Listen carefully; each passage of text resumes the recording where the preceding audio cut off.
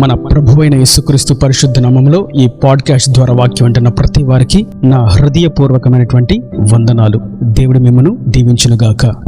మలాకి గ్రంథము 4వ అధ్యాయము 2వ వచనం. అయితే నా నామమందు భయభక్తులు గలవారగు మీకు నీతి సూర్యుడు ఉదయించును, అతని రెక్కలు ఆరోగ్యము కలుగజేయును. చదివినటువంటి వాక్య భాగంలో ఆయన నీతి సూర్యుడిగా ఉదయిస్తాను అని సెలవిస్తున్నారు. నేటి దినాన ఆయన ఉదయించు నీతి సూర్యుడిగా మనకు ప్రత్యక్షమవుతూ ఉన్నారు. అయితే ఆయన ఉదయించుట చేత, ఆ వెలుగు మన మీద ప్రకాశించుట చేత ఏం జరుగుతుంది అని చూసినట్లయితే ఆ క్రింద మాటను మనం గమనిస్తాం.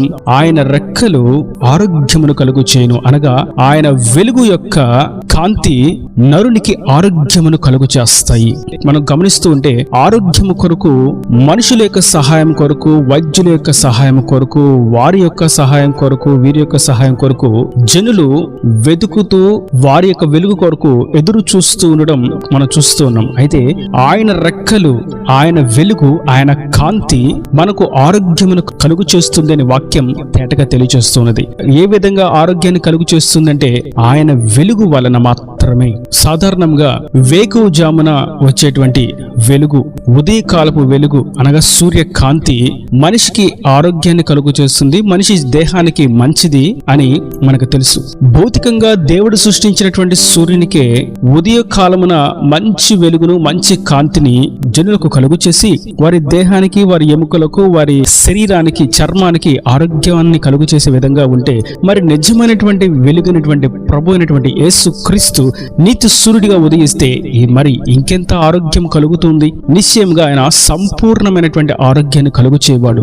ఇక్కడ ఆరోగ్యము అని మనం చూసినప్పుడు రెండు రకాలైనటువంటి ఆరోగ్యాలు మనకు కనిపిస్తూ ఉంటాయి. ఒకటి భౌతిక పరమైనటువంటి ఆరోగ్యం, రెండు ఆత్మీయ ఆరోగ్యం. భౌతికంగా ఉండేటువంటి బలహీనతలు, అనారోగ్య, అస్వస్థత క్రియలు ప్రతి జీవికి తటస్థిస్తూనే ఉంటాయి. ప్రతి మనిషిలో ఏదో ఒక బలహీనత, ఏదో ఒక అనారోగ్యం ఉంటూనే ఉంటుంది. మరి ప్రభు నా రెక్కల క్రింద మీకు ఆరోగ్యాన్ని కలుగు చేస్తాను అని సెలవిచ్చినప్పుడు ఏ విధమైనటువంటి ఆరోగ్యం అది ఆత్మ సంబంధమైనటువంటి ఆరోగ్యం.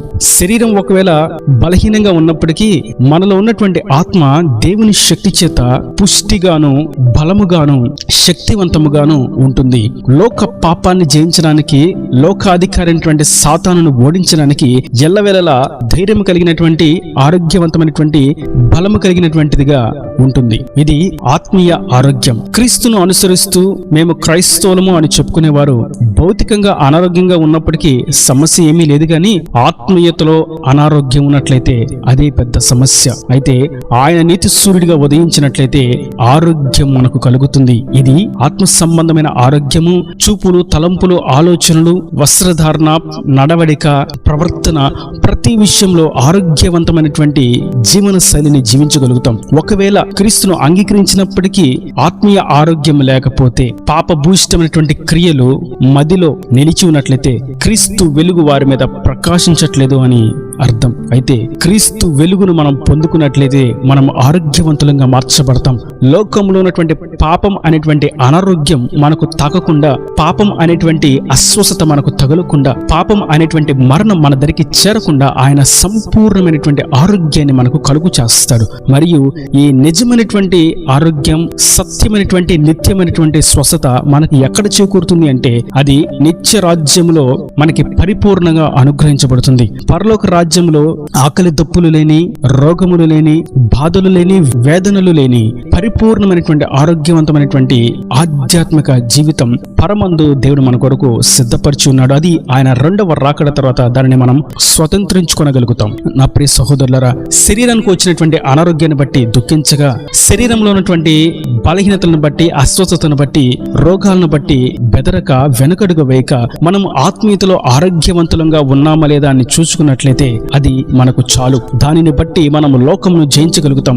ఈ అదృశ్యమైనటువంటి చీకటి దురాత్మ క్రియలతో యుద్ధంలో మనం ఆరోగ్యవంతులంగా ఉన్నట్లయితేనే వాడిని ఓడించగలుగుతాం. ఒకవేళ ఈ అదృశ్యమైనటువంటి దురాత్మ సమూహంతో చేసేటువంటి పోరాటంలో మనం అనారోగ్యంగా ఉన్నట్లయితే వాడు వేసేటువంటి చిన్న చిన్న అగ్ని బాణములకు పడిపోవలసిన వారముగా బలహీనలుగా మార్చబడుతూ ఉంటాం. కనుక ప్రభు అంటున్నారు, నేటి దినాన నేను నీతి సూర్యునిగా మీకు ఉదయిస్తాను, నా రెక్కలు, నా వెలుగు, నా కాంతి మీకు ఆరోగ్యమును కలుగు చేస్తవి. అది భౌతికంగా నా పని కొరకు నేను మీ కొరకు నిర్ణయించినటువంటి ప్రణాళిక చిత్తాన్ని నెరవేర్చేంత వరకు కావాల్సినటువంటి ఆరోగ్యం, మరియు ఆత్మీయ ఆరోగ్యం, మరియు నిత్య రాజ్యంలో శాశ్వతమైనటువంటి ఆరోగ్యం నేను మీకు కలుగు చేస్తానని ప్రభు సెలవిస్తున్నారు. మరియు మనం మత్తయి సువార్త 4వ అధ్యాయము 13వ వచనం నుండి చూసినట్లయితే, నజరేతు విడిచి నఫ్తాలి అను దేశముల ప్రాంతములలో సముద్రపు తీరమందలి కపెర్నహూమునకు వచ్చి కాపురం ఉండెను. జెబూలూను దేశమును నఫ్తాలి దేశమును యోర్దానునకు అవలనున్న సముద్ర తీరమున అన్యజనులు నివసించు గలిలయయు చీకటిలో కూర్చుండి ఉన్న ప్రజలను గొప్ప వెలుగు చూచిరి. మరణ ప్రదేశములోను మరణ ఛాయలోను కూర్చుండి ఉన్న వారికి వెలుగు ఉదయించెను. ఇక్కడ మనం చూస్తున్నాం, చీకటి ప్రదేశంలో, మరణ ఛాయలలో, మరణ ప్రాంతములలో నివసిస్తున్నటువంటి జనులకు గొప్ప వెలుగు ఉదయించింది. ఆ వెలుగు ఉదయించుట చేత మరణం అనేటువంటి మరణ ఛాయలు, నరకం అనేటువంటి చీకటి ఛాయలు, చీకటి క్రియలు మనుషులను ఆవరించి ఉన్నప్పుడు దేవుని వెలుగు ఉదయించుట చేత, దేవుని ప్రకాశము ప్రకాశించుట చేత జనులు ఆ నరకము నుండి, మరణం నుండి రక్షించబడుతున్నట్లుగా మనం ఇక్కడ చూస్తున్నాం. ఇది ఆయన వెలుగు వల్ల కలిగేటువంటి రక్షణ. రక్షణ కొరకు బలాన్ని, బలగాన్ని, అధికారులను, ఆధిపత్యాన్ని, రాజ్యాంగాలను ఆశ్రయించేదానికంటే దేవుని వెలుగు క్రిందకు మనము చేరినట్లయితే, దేవుని రెక్కల క్రిందకు మనము చేరినట్లయితే, దేవుని కాంతిలోకి మనం ప్రవేశించినట్లయితే ఆయన మనకు రక్షణ కలుగు చేస్తాడు. ఇది ఆత్మ సంబంధమైనటువంటి రక్షణ. మన శరీరం మరణము రుచి చూడవలసినదే, కానీ ఆత్మ నిత్య నరకం నుండి తప్పించబడి నిత్య రాజ్యానికి యోగ్యమైనదిగా, అర్హమైనదిగా మార్చబడి ఆయనతో యుగాయుగములు ఉండేటువంటి స్థాయికి చేరుకుంటుంది.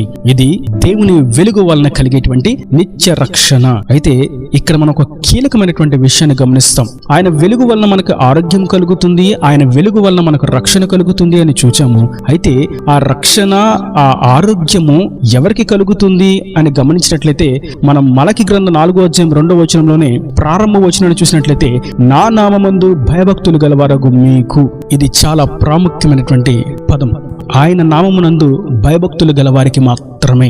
లోకంలో అధికారులకు భయము భక్తి కలిగే వారికి కాదు, ఉద్యోగంలో వారి నాయకులకు భయము భక్తి కలిగిన వారికి కాదు, వ్యాపారంలో నాయకులకు భయము భక్తి కలిగి ఉన్న వారికి కాదు, లోకంలో ఉన్నటువంటి సంస్థలకు, సంస్థానాలకు, మనుషులకు, రాజ్యాలకు, రాజ్యాంగాలకు వాటికి లోబడుతూ భయము భక్తి కలిగిన వారికి కాదు, కానీ కేవలం ఆయన నామమునందు భయభక్తులు గల వారగు వారికి మాత్రమే. ఆయన తండ్రి అయినటువంటి దేవుడు, కుమారుడైనటువంటి ప్రభువు, నిత్యము ఉండేటువంటి పరిశుద్ధాత్మ, ఆయన సృష్టికర్త అయినటువంటి యెహోవా, సృష్టి రక్షకుడైనటువంటి ప్రభు అయినటువంటి యేసుక్రీస్తు, సృష్టిని నిరంతరము జీవింపచేసేటువంటి పరిశుద్ధాత్ముడు. ఈ త్రియేక నామమునందు భయభక్తులు గలవారగు వారికి మాత్రమే ఆయన నిత్య ఆరోగ్యాన్ని మరియు నిత్య రక్షణను కలుగు చేస్తారు. వాక్యం ఉంటున్నటువంటి నా ప్రియ సహోదరులారా, మనుషులకు భయపడక, రాజ్యాంగాలకు బెదరక, దేవుని నామానికి భయపడి దేవుని యందు భయభక్తులు కలిగి ఉన్నట్లయితే, ఆయన నామమును స్మరిస్తూ స్తుతిస్తూ ఆరాధనకు చేరి పాపము చేయక, భయము నుండి ఇహలోక మాలిన్యము అంటకుండా దేహములను పరిశుద్ధంగా పవిత్రంగా కాపాడుకుంటున్న వారికి ఆయన రక్షణను, వెలుగును కలుగు చేస్తాడు. కనుక ఆయన నామమునందు మాత్రమే మనం భయభక్తులు కలిగిన వారంగా, దేవుని దృష్టికి ఇంపైన వారంగాను, ఆయన చేత ఆరోగ్యం పొందుకున్న వారంగాను, నిత్య రక్షణను పొందుకున్న వారంగాను నిలిచి ఉందాం. దేవుని చేత ఆశీర్వదించబడినటువంటి జనాంగంగా మార్చబడదాం. ఈ వెలుగు చేత అనేకులను వెలుగులోకి నడిపించేటువంటి సాధనాలుగా, పత్రికలుగా, దేవుని ప్రకాశమును చూపించేటువంటి దివ్య జ్యోతులుగా తీర్చిదిద్దబడి దేవుని సాక్షులుగా నిలబడదుముగాక. ఆయన నీతి సూర్యుడు. ఆ నీతి సూర్యుని కాంతిలో ఆరోగ్యం కలుగుతుంది, రక్షణ కలుగుతుంది. అది ఆయన నామమునందు భయభక్తులు గలవారు వారికి మాత్రమే. భయము, భక్తి అనే దాని గురించి ఒక చిన్న విషయాన్ని మీకు గుర్తు చేస్తాను. భయము అనగా పాపము చేయకుండా మనల్ని మనం కాపాడుకుంటూ ఉండడం, పాపము చేయకుండా చూపులు, తలంపులు, ఆలోచనలను సరిగా కాపాడుకుంటాము, నోటిని, నాలుకను భద్రము చేసుకోవడం అనేది ఆయన యందు భయము కలిగి జీవించడం. 2, భక్తి అనగా దేవుని ఆరాధించడం, స్తుతించడం, ప్రార్థించడం, వాక్య ధ్యానము చేయడం, వాక్యాన్ని వినడం, ఆయన సన్నిధికి చేరడం అనేది భక్తి నీతి కలిగినటువంటి జీవితం, ఈ రెండు సుగుణాలను కలిగినటువంటి నిజ క్రైస్తవులుగా ఉన్న వారి మీద ఆయన వెలుగు ప్రకాశిస్తుంది. నిత్య స్వస్థత, ఆరోగ్యము భౌతికంగాను ఆత్మీయంగాను కలుగు చేస్తాడు మరియు నిత్య రక్షణ కలుగు చేసి నిత్య రాజ్యానికి వారసులుగా మారుస్తాడు. ఈ నదుల మాటలు ప్రతి వారి హృదయంలో నీరు కట్టి ఫలింపు చేయను గాక. ఆమేన్. God bless you. తలలు వంచి కన్నులు మూసినట్లయితే మీ కొరకు చిన్న ప్రార్థన. ప్రేమ స్వరూపి కరుణ కటాక్షం గల తండ్రి, నా ప్రభు ఈ వాక్యం ప్రతి వారిని మీరు నిండాలుగా దీవించండి. నీ నామమునందు భయభక్తులు గల వారికి నీతి సూర్యునిగా నీవు ఉదయిస్తానని మీరు సెలవిచ్చారు మరియు నీవు ఉదయించడం చేత ఆరోగ్యము రక్షణ కలుగుతుందని మీరు మాట్లాడినటువంటి అమూల్యమైనటువంటి వాక్కులను బట్టి నీకు వందనాలు. ఈ వాక్యం ప్రతి వారికి మంచి ఆరోగ్యమును భౌతికంగాను ఆత్మీయంగాను కలుగు చేయండి. నిత్యం ఉండేటువంటి నిత్య రాజ్యములో కూడా వారసులుగా హక్కుదారులుగా మీరు చేర్చండి మరియు నిత్య రక్షణను కలుగు చేయండి. లోకంలోంచి వేరుపరచబడిన వారుగా నీ నామమును రక్షణ పొందుకుని బాప్తిసము తీసుకొని సాక్షులుగా జీవించినట్టుగా నీ పరిశుద్ధాత్మ శక్తి చేత నింపబడినట్టుగా కృప దయచేసి వారి ప్రతి అవసరతను అక్కరు నీ మహిమశలు తీర్చి నీ రాకడ రాజ్యంలో సిద్ధపరచమని యేసు పరిశుద్ధ నామమున ప్రార్థించి వేడుకుంటున్నాను తండ్రి. ఆమేన్. ఆమేన్.